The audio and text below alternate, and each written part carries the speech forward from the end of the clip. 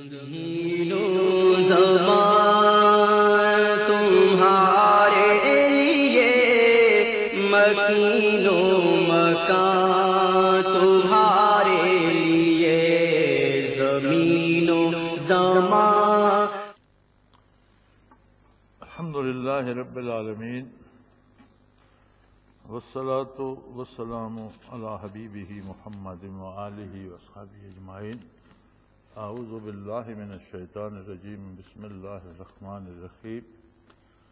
وسع کرسیہ السماوات والارض ولا یعودہ حفظہما وہو العلی العظیم. اللہم سبحانک لا علم لنا الا ما علمتنا انک انت العلیم الحکیم. مولا یا صلی وسلم دائما ابدا علی حبیبک من زانت بہ الرسول. پچھلے جمعے کو بات یہیں تک پہنچی تھی اور اسی آیہ کریمہ پہ ہم رکے تھے. وسع کرسیہ السماوات والارض، اس کی کرسی تمام آسمانوں اور تمام زمینوں سے وسیع تر ہے. بہت سے صفاتی نام اور بہت سی چیزیں ایسی آتی ہیں جن سے انسان اپنی صورت میں آشنا ہے، لیکن جب وہ اللہ کی کریم کی طرف منسوب کی جاتی ہیں تو اس کا مفہوم بدل جاتا ہے. اب ہم کرسی سے آشنا ہیں. کرسی سے مراد اقتدار ہے، تخت ہے. کرسی کا ہی متبادل تخت ہے. تو ایسی بات نہیں ہے کہ عرش عظیم پر کوئی بہت بڑی کرسی رکھی ہے اور اللہ کریم وہاں جلوہ افروز ہیں اور بیٹھے ہوئے ہیں. اللہ کریم ہر آن ہر لمحہ ہر جگہ موجود ہے. جب یہ صفات اللہ کی طرف منسوب ہوتی ہیں، جیسے آتا ہے ید اللہ فوق ایدیہم، ان کے ہاتھوں پر اللہ کا ہاتھ ہے. بیت رضوان میں آتا ہے ید اللہ فوق ایدیہم، ان کے ہاتھوں پر اللہ کا ہاتھ ہے. اب انسانی ہاتھوں کو بھی ید کہا گیا اور دست قدرت کو بھی ید کہا گیا. تو جہاں ایسی صورت آتی ہے وہاں معنی بعید مراد ہوتا ہے. اب ید کا ایک معنی قریب یہ ہے کہ یہ ہاتھ ہے، اسے ید کہتے ہیں. معنی بعید یہ ہے کہ یہ پکڑنے کے یا مدد کرنے کے کام آتا ہے. جیسے ہم کہتے ہیں کہ فلاں میرا دست و بازو ہے. اب وہ بازو تو نہیں بن جاتا، وہ اس کی سپورٹ بن جاتا ہے. تو جہاں ید اللہ کا لفظ آئے گا وہاں یہ ہوگا کہ اللہ کی مدد اس کے ساتھ ہے. یہ نہیں کہ جیسا ہمارا ہاتھ ہے ایسا اللہ کا بھی ہاتھ. اللہ کو مجسم تصور نہیں کریں گے آپ. تو مراد یہ ہوگی، معنی بعید یہ ہوگا. معنی قریب یہ ہے کہ یہ ہاتھ ہے. معنی بعید یہ ہے کہ اس سے جو کام ہوتا ہے اس کو معنی بعید کہا جاتا ہے، جو الٹیمیٹ ریزلٹ ہوتا ہے، جو آخری نتیجہ ہوتا ہے. تو نتیجہ کسی کے دست و بازو بننے کا کیا ہوتا ہے کہ اس کا بندہ معاون ہوتا ہے، مددگار ہوتا ہے. تو جہاں یہ لفظ آئے گا ید اللہ فوق ایدیہم، تو اس کا معنی یہ ہوگا کہ اللہ پوری طرح سے اپنی قدرت کاملہ کے ساتھ ان کا معاون و مددگار ہے. اسی طرح کرسی سے مراد اقتدار ہے. دنیا میں تو ایک مجسم کرسی اقتدار بن جاتی ہے، اور اللہ کریم ہماری سوچ، ہماری فکر اور جسم سے بالا تر ہستی ہے، ہر جگہ ہر آن موجود ہے.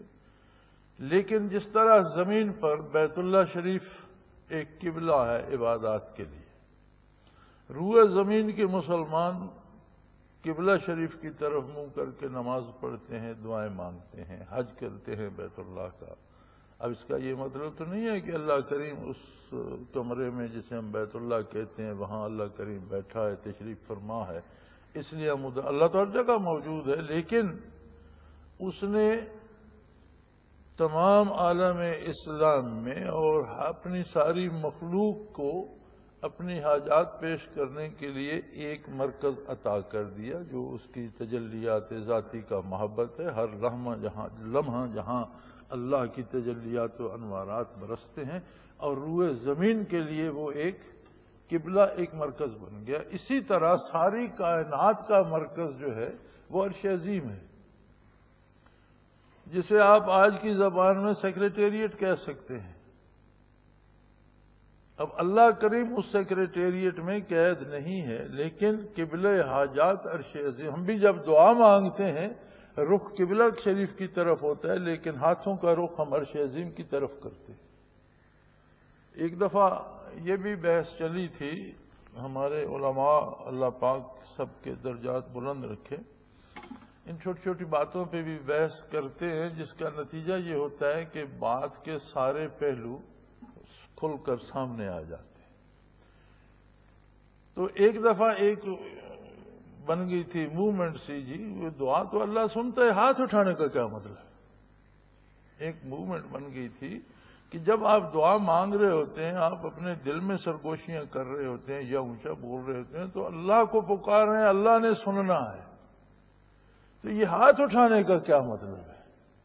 تو مجھے یاد ہے حضرت رحمت اللہ تعالی علیہ نے اس کا جواب یہی دیا تھا کہ علماء حق اس بات پہ متفق ہیں کہ اس کا عرش، اس کی کرسی تمام مخلوق کے لیے قبلہ حاجات ہے، اس کا قبلہ ہے، اس کا مقام ہے، اور ہاتھ اس لیے اٹھائے جاتے ہیں کہ ہاتھوں کا رخ اس مرکز کی طرف ہو، اس قبلہ حاجات کی طرف ہو جو خود اللہ نے مقرر کر دیا ہے۔ منہ اس لیے بیت اللہ شریف کی طرف کیا جاتا ہے کہ اللہ نے مقرر کر دیا۔ اب اگر خدا نہ خواستہ کوئی بیت اللہ شریف کے پتھر اکھیڑ لیتا ہے، ساری عمارت اکھیڑ لیتے ہیں، ہم اسے اٹھا کر کہیں اور لے جاتے ہیں، انہی پتھروں سے ویسی ہی عظیم الشان عمارت وہاں بنا دیتے ہیں، تو کیا وہ جگہ بیت اللہ بن جائے گی؟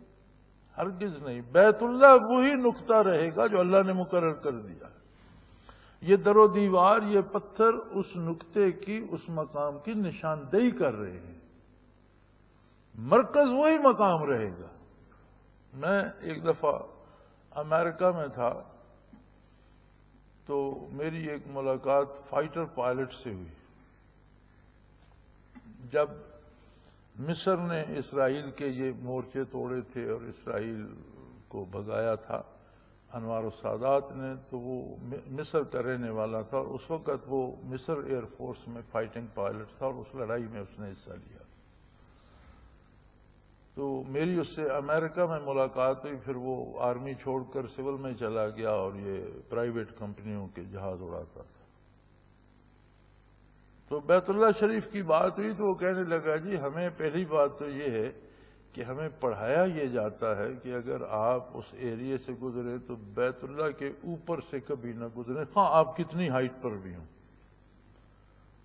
اس لیے نہیں کہ سارے لوگ بیت اللہ کا ادب کرتے ہیں، وہ کہتا تھا اس لیے کہ اگر جہاں بیت اللہ ہے اس کی زد میں جہاز آ جائے تو اس کے جتنے میٹر ہیں جہاز میں بے شمار وہ لگے ہوتے ہیں ڈیجٹس، اور وہ گھڑیاں سے بے شمار ڈیجٹ ہوتے ہیں۔ اس نے کہا سارے ڈیجٹ کام چھوڑ جاتے ہیں اور سوئیاں بیکار ہو جاتی ہیں۔ یعنی سائنٹیفکلی یہ پرابلم ہے جہاز کا کہ وہ بیت اللہ کے عین اوپر سے نہ گزرے۔ اس قدر تجلیات و انوارات ہوتے ہیں کہ الیکٹرانک جتنی اس میں چیزیں لگی ہیں ان کو ڈسٹرب کر دیتے ہیں۔ تو کہنے لگا جی ہم اپنی فلائٹس میں یہ خیال رکھتے تھے کہ کبھی عین بیت اللہ کے اوپر نہیں آنا، اور کوئی جہاز آ جاتا تو پھر وہ بیکار ہو جاتا۔ پھر پائلٹ کو یہ سمجھ بھی نہیں آتی تھی کہ وہ لینڈ کیسے کرے اور کس سمت جا رہا ہے، اس کا ملک کدھر ہے یا اس کا ہوائی اڈہ کہاں ہے۔ وہ سارے ڈیجٹس اس طرح بیکار ہوتے تھے کہ وہ کام چھوڑ جاتے تھے۔ تو اب پائلٹ صرف اپنی اس پہ نظر پہ رہ جاتا تھا، اور نظر سے اس ہائٹ پہ ٹریس کرنا کہ میں کہاں ہوں وہ ممکن نہیں ہوتا۔ تو اسٹرکٹلی منع کیا جاتا تھا کہ بیت اللہ کے اوپر سے نہ، وہ محبت تجلیات الہی ہے، اور ہمیشہ کے لیے اللہ نے مقرر کر دیا۔ لہذا بیت اللہ تحت الثری تک بیت اللہ ہے، عرش اولا تک بیت اللہ ہے، اس کے اوپر کچھ نہیں بنایا جا سکتا۔ جو کچھ ہے وہ ایک مرکزی نقطہ ہے جہاں تجلیات باری متوجہ رہتی ہیں۔ اسی طرح عرش عظیم پر بھی ایک نقطہ ہے، ایک مقام ہے، ایک جگہ ہے۔ عرش عظیم پر بھی ساری کائنات کا قبلہ حاجات عرش عظیم پر ہے، آپ اسے عرش کا قبلہ کہہ لیجئے۔ اسی کو یہاں قرآن حکیم میں کرسی سے کہا گیا ہے، وسع کرسیہ السماوات والارض، اس کی سلطنت، اس کا دارالخلافہ، اس کا سیکریٹریٹ، اس کی قبول کرنے کا مقام، اس کی قبول کرنے کی قوت، اس کی طاقت مخلوق سے زیادہ ہے۔ ساری مخلوق بھی ایک وقت میں سب کچھ مانگنے لگ جائے تو پھر بھی طلب کم ہے اور اس کی شان اس سے بڑی ہے۔ وسع کرسی السماوات والارض کا مفہوم یہ ہوگا کہ اللہ کی کتنی مخلوق ہے، زمین پر، زمین کے نیچے، پانیوں میں، سمندروں میں، ہواؤں میں، یہ ساری تو کرۂ ارض پر ہے، لیکن آسمان کے اندر کتنی کائناتیں ہیں، کتنے کرے، کتنے ستارے، کتنے سیارے ہیں، اس کا انتہائی حقیر سا ایک حصہ زمین ہے، بہت چھوٹا حصہ ہے۔ بے شمار اس سے اربوں گنا بڑے سیارے فضا میں موجود ہیں جنہیں آج تک کوئی گن نہیں سکا، ایک کہکشاں آج تک شمار نہیں کی گئی، جبکہ کہکشاؤں کی تعداد بھی شمار سے باہر ہے۔ تو اگر یہ ساری مخلوق اللہ نے فرما دیا وہ میرا ایک ایسا مرکز ہے کہ جہاں آپ سارے مانگ سکتے ہیں، تو یہ ساری مخلوق ایک ہی وقت میں مانگنے لگ جائے تو کیا ہوگا؟ تو اس نے فرمایا کہ ساری مخلوق ایک ہی وقت میں مانگنے لگ جائے تو میرا ہیڈ آفس مصروف نہیں ہوگا، بلکہ اس کی وسعت اس سے کہیں زیادہ ہے جو تم سوچ بھی نہیں سکتے۔ وہاں ایسا ہی ہوگا جیسے کہ کسی بڑے دفتر میں ایک عرضی پہنچی ہو۔ انسانی دماغ اللہ نے خود دیا ہے اور وہ سوچتا ہے۔ اب ایک ریسرچ چل رہی ہے آج کل کی ماڈرن سائنس میں، ایک ریسرچ ہے کہ دماغ میں کچھ ایسے ایک مخصوص جگہ پر کچھ ایسے سیل ہیں جن میں ایک کویسچن مارک چھپا ہوا ہے۔ آج کی موجودہ سائنس کی جو آج کی تحقیق ہے وہ یہ ہے کہ دماغ کے جو سیل ہیں ان کا جب تجزیہ کیا جائے تو کچھ سیل ایسے ایک خاص مقام ہے انسانی دماغ میں جس میں ایک سوالیہ نشان چھپا ہوا ہے، اور وہ سوالیہ نشان یہ ہے کہ مجھے کس نے بنایا، مجھے کیوں بنایا۔ جس کا جواب آج سائنسدان دے رہے ہیں کہ اسی لیے دنیا میں جہاں بھی انسان ملا، تہذیب سے نا آشنا ملا، لباس پہننے کی فرصت یا سمجھ نہیں ہے، شعور نہیں ہے اس کو، کھانا بنانے کا شعور نہیں ہے، گھر بنانے کا شعور نہیں ہے، جنگلوں میں جھاڑیوں میں برہنا رہتا ہے، لیکن کچھ نہ کچھ مذہب کے نام پر اس نے اپنا رکھا ہے، کسی نہ کسی طاقت کو اس نے اپنا محافظ بنا رکھا ہے، کہیں سپرٹس کو پکارتا ہے، کہیں جنوں کو، کہیں ستاروں کو، کہیں روحوں کو، کہیں انسانوں کو، اور بڑا خوش نصیب وہ ہوتا ہے جو اس سوال کا صحیح جواب پا لیتا ہے کہ یہ اللہ ہے جس نے مجھے بنایا اور یہ اللہ ہے جو میری حفاظت کرنے والا ہے۔ ورنہ دنیا میں جہاں انسان ہے وہ چاہتا ہے کہ کوئی غیبی طاقت ہو جسے میں خوش رکھوں اور وہ میرے کام کرتی رہے اور میری حفاظت کرتی رہے اور میری طاقت بنی رہے۔ تو آج کی سائنس نے بڑی تلاش بسیار کے بعد جو بات آج سے 1450 سال پہلے محمد الرسول صلی اللہ علیہ وسلم نے بتلائی تھی کہ انسان کے دل میں ہم نے یہ امانت زمینوں کو سپرد کی، آسمانوں کو، پہاڑوں کو، لیکن فابینا یحملناہا، انہوں نے کہا یہ بوجھ ہم نہیں اٹھا سکتے، حملھا الانسان، انسان نے اس بوجھ کو اٹھایا۔ یہ وہی کویسچن مارک ہے کہ کس نے مجھے پیدا کیا، کیوں پیدا کیا، میں کون ہوں، میرا مصرف کیا ہے، یہ ہر دماغ میں موجود ہے۔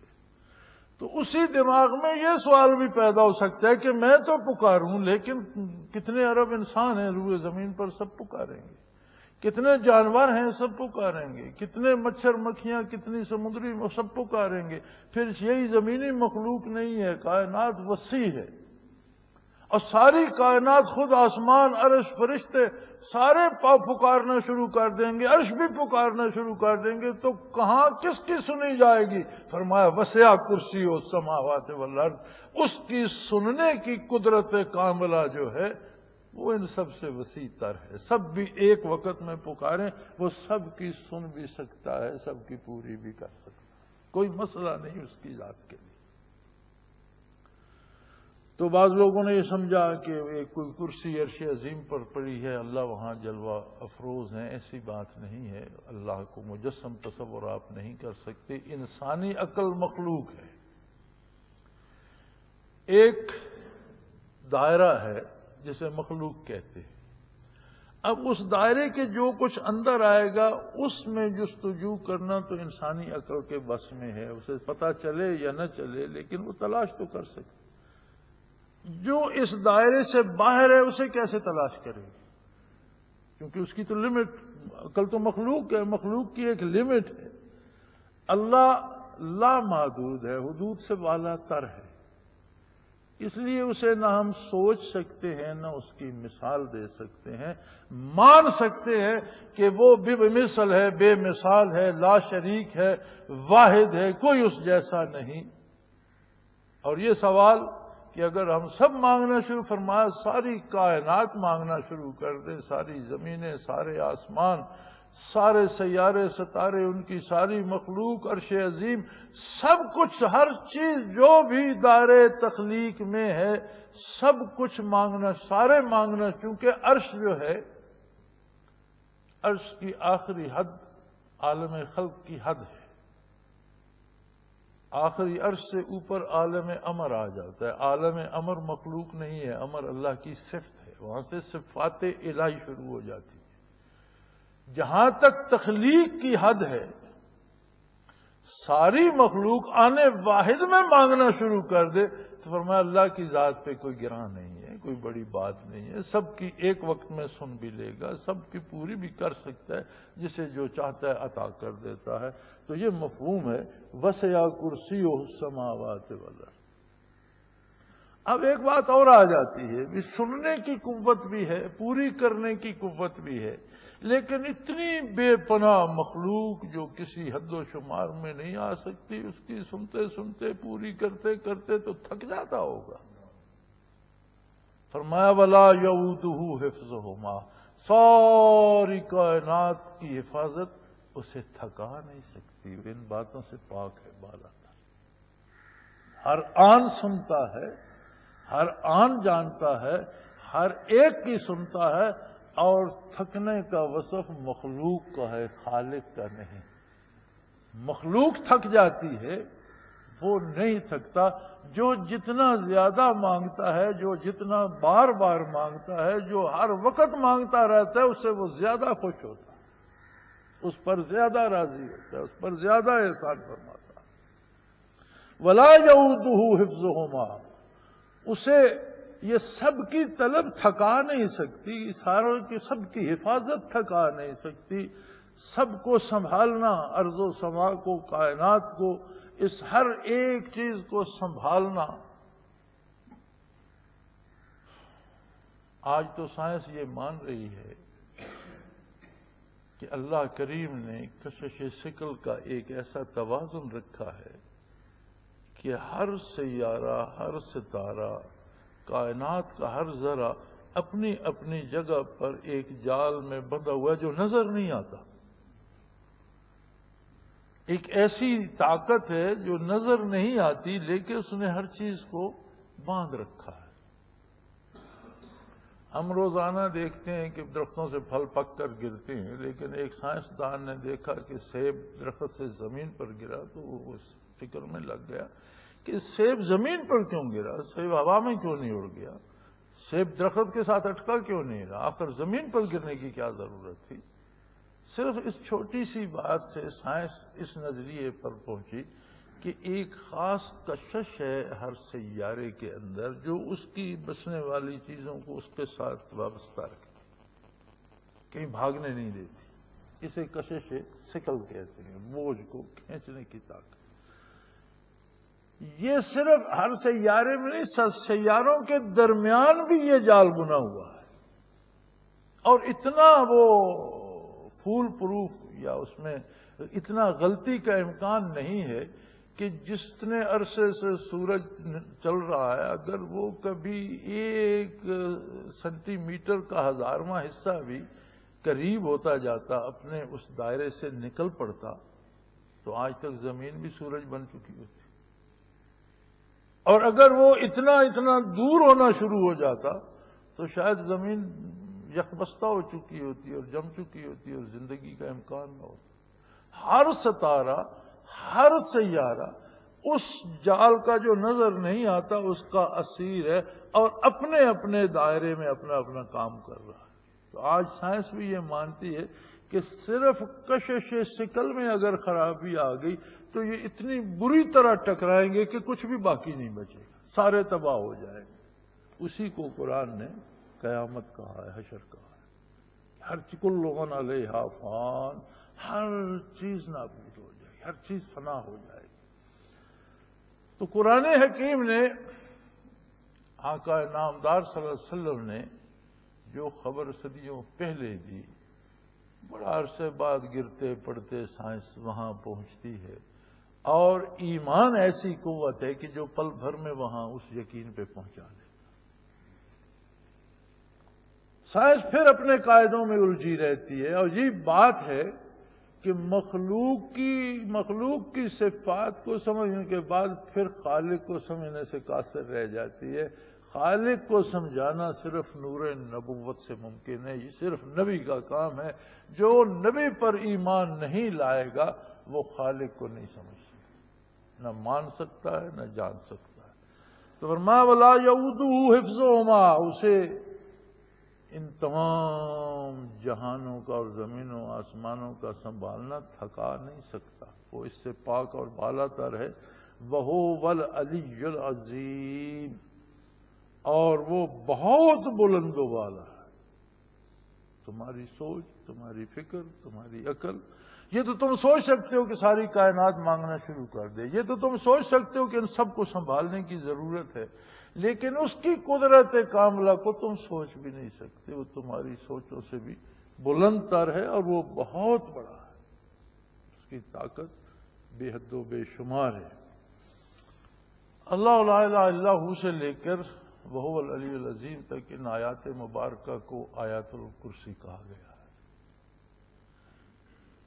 اور علماء حق فرماتے ہیں کہ شیطان سے حفاظت کے لیے یہ اکثیر ہے، کثرت سے آیت الکرسی پڑھنے والا شیطان کے فریب سے محفوظ رہتے، اللہ اس کی حفاظت فرماتے ہیں۔ بے شمار برکات اس کی احادیث میں ہیں، احادیث مبارکہ میں ہیں، تفاسیر میں مفسرین کرام نے نقل فرمائی ہیں۔ ایک واقعہ، کیونکہ یہاں زیادہ فرصت نہیں ہوتی، ایک واقعہ میں عرض کر دیتا ہوں کہ نبی کریم صلی اللہ علیہ وسلم نے مدینہ منورہ میں غلے کا ذخیرہ تھا، اس پر حضرت ابو ہریرہ رضی اللہ تعالی عنہ کی رات کی ذمہ داری لگائی کہ رات کے ذمہ دار تم ہو، وہاں چوکیداری کرو۔ وہ رات وہاں جا کر ٹھہر گئے تو انہیں کچھ کھٹکا لگا، تو انہوں نے دیکھا کوئی بندہ غلہ چرا رہا ہے، انہوں نے جا کر پکڑ لیا۔ اب یہ صحابہ کرام کی بصیرت تھی جنہوں نے کھٹکا بھی سن لیا اور پکڑ بھی لیا، تو وہ چور کہنے لگا کہ بھائی آج مجھے معاف کر دو، مجھ سے غلطی ہو گئی، مجھے سزا ملے گی۔ تو حضور معاف کرنے والے ہیں، اللہ معاف کرنے والا ہے، تم مجھے معاف کر دو، میں پھر نہیں آؤں۔ انہوں نے چھوڑ دیا۔ صبح جب بارگاہ نبوی میں پہنچے تو حضور صلی اللہ علیہ وسلم متبسم تھے اور فرمایا بھائی ابو ہریرہ رات کیا ہوا؟ عرض کہ یا رسول اللہ اس طرح ایک بندہ آیا تھا تو میں نے اسے پکڑ لیا، لیکن اس نے بڑی منت سے ماجت کی، اللہ کے واسطے دیے، آپ کے کرم کے واسطے دیے، تو میں نے کہا چلو پکڑا گیا، غلہ بھی اس نے پھینک دیا تو دفع کرو جان، میں نے چھوڑ دیا یا رسول اللہ۔ فرمایا تم نے تو چھوڑ دیا لیکن وہ جھوٹا ہے، پھر آئے گا۔ اب دوسری رات تو پھر انہیں حضور نے فرما بھی دیا تھا پھر آئے گا، وہ خبردار تھا، اور پھر پکڑا گیا۔ پھر بڑی منتیں کی اس نے اور بڑی قسمیں کھائیں کہ پھر کبھی ایسا نہیں کروں گا، انہوں نے پھر چھوڑ دیا۔ صبح بارگاہ عالی میں پہنچے تو آپ نے پھر پوچھا کہ بھئی وہ ابو ہریرہ رات کیا ہوا؟ یا رسول اللہ پھر آ گیا تھا، آپ کا فرمان برحق تھا، میں نے پکڑ بھی لیا، لیکن بڑی منتیں کی اس نے، بڑے واسطے دیے، میں نے چھوڑ دیا۔ حضور خاموش ہو گئے۔ تیسری رات وہ پہرا دے رہے تھے تو بندہ پھر پکڑا گیا، چوری کر رہا تھا غلہ، انہوں نے پکڑ لی۔ انہوں نے کہا اب نہیں چھوڑوں، اب بہت ہو چکی، میں نے 2 دفعہ تجھے معاف کر دیا، اب میں تجھے حضور کے پیش کروں گا، کھینچ کر لے جاؤں گا۔ وہ کہنے لگا اگر میں تمہیں ایک بات بتا دوں کہ شیطان تمہارا کچھ نہ بگاڑ سکے تو پھر مجھے چھوڑ دے گے؟ ہاں بتا دو۔ کہنے لگا جب رات کو عشاء سے فارغ ہو کر سونے کے لیے کمرے میں داخل ہوتے ہو تو آیت الکرسی پڑھ کر کمرے کا دروازہ بند کر دیا کر، شیطان اس کمرے میں داخل نہیں ہوگا، تو رات تم محفوظ رہو گے۔ اب مجھے چھوڑ دو۔ میں وعدہ کر لیا تھا تو اس سے چلو چھوڑ دیتا ہوں، لیکن پھر نہ۔ صبح ہوئی، حضور نے پوچھا بھئی کیا ہوا؟ یا رسول اللہ پھر آ گیا تھا، پھر پکڑا گیا۔ پھر چھوڑا کیوں؟ یا رسول اللہ اس نے مجھے کہا کہ میں تمہیں ایک بات بتاتا ہوں کہ تمہارے کمرے میں شیطان نہیں آئے گا، اور اس نے مجھے بتایا کہ اگر تم دروازہ بند کرتے وقت آیت الکرسی پڑھ کے بند کر دو تو شیطان رات کو اندر نہیں آئے گا جب تک دروازہ کھولو گے نہیں۔ تو میں چونکہ ہاں کر چکا تھا تو میں نے اسے چھوڑ دیا۔ آپ نے فرمایا ہے تو جھوٹا، بات تجھے سچی بتا گیا۔ آپ صلی اللہ علیہ وسلم نے فرمایا کہ ہے تو جھوٹا لیکن یہ بات جو تجھے اس نے بتائی یہ سچی تھی۔ تو انہوں نے اس کی رسول اللہ یہ کون تھا؟ آپ تو جانتے ہیں کون تھا؟ فرمایا شیطان تھا۔ اب یہ صحابہ کی بصیرت تھی کہ انہوں نے اس کا کھٹکا بھی سن لیا، اسے دیکھ بھی لیا، اسے پکڑ بھی لیا، اور ایک عام آدمی ہی سمجھا، یہ ان کی بصیرت تھی۔ لیکن حضور نے فرمایا کہ یہ شیطان تھا اور ہے تو ہمیشہ جھوٹا، لیکن یہ بات تو میں سچی بتا گیا کہ اگر آیت الکرسی پڑھ کر دروازہ بند کر لو اور سو جاؤ تو پھر کمرے میں شیطان نہیں آئے گا۔ تو اس کے فضائل بے شمار ہیں جو تفاسیر میں اور احادیث مبارکہ میں ہیں، اور عموماً فرائض کے بعد اکثر لوگوں کی عادت ہوتی ہے کہ وہ ایک آدھ بار آیت الکرسی ضرور پڑھتے ہیں۔ متقدمین کی عادت بھی رہی ہے، اس کو کثرت سے پڑھا جاتا ہے۔ لا اکراہ فی الدین قد تبین الرشد من الغی فمن یکفر بالطاغوت یؤمن باللہ فقد استمسک بالعروۃ الوثقی لا انفصام لها واللہ سمیع علیم۔ اللہ ولی الذین آمنوا یخرجهم من الظلمات الی النور والذین کفروا اولیاءهم الطاغوت یخرجونهم من النور الی الظلمات اولئک اصحاب النار هم فیہا خالدون۔ یہ مضمون پھر اپنی تشریح الگ چاہتا ہے، ہمارے پاس وقت تمام ہو چکا ہے۔ انشاءاللہ العزیز اللہ کریم نے توفیق بخشی تو اگلے جمعے اس پہ بات کریں گے۔